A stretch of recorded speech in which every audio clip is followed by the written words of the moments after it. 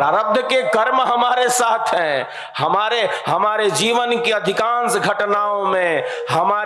की अधिकांश घटनाओं में, हमारा पूर्व का कर्म है, पहले का कर्म है, प्रारब्ध कर्म है, जिसे हम नियंत्रित नहीं कर सकते।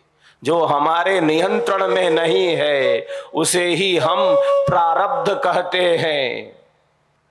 प्रारब्ध पहले बना, पीछे बना शरीर। एक कर्म हमारा है जिसे हम कहते हैं संचित कर्म।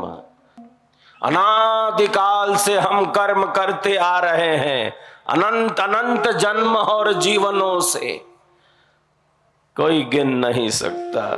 200 करोड़ वर्ष तो वर्तमान सृष्टि के ही होने वाले हैं। 200 करोड़ वर्ष इस वर्तमान सृष्टि के ही, इसके पहले भी अनंत अनंत बार सृष्टि और प्रलय का क्रम चला आ रहा है। आदि अनादिकाल से आत्मा संसार सागर में बही जा रही है। एक शरीर प्राप्त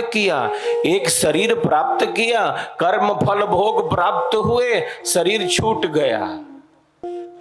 पुनः शरीर प्राप्त हुआ, कर्म फल भोग प्राप्त हुए, शरीर छूट गया। आदि अनादिकाल से ये क्रम चला आ रहा है।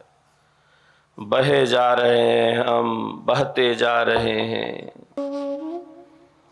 प्रारब्ध पहले बना, पीछे बना शरीर। और यह जो प्रारब्ध है हमारे जीवन की अधिकांश घटनाओं में बड़ी भूमिका में है, उसे हम परिवर्तित नहीं कर सकते। वह हमारे नियंत्रण में नहीं है। और यह प्रारब्ध आया कहां से? यह हमारे ही संचित कर्मों में से आया है। वो हमारे ही कर्म है, वो संचित है। संचित कर्मों में से उतने ही कर्म प्रारब्ध के रूप में प्राप्त होते हैं जिनका इस जन्म और जीवन से भोग कर लिया जाना है।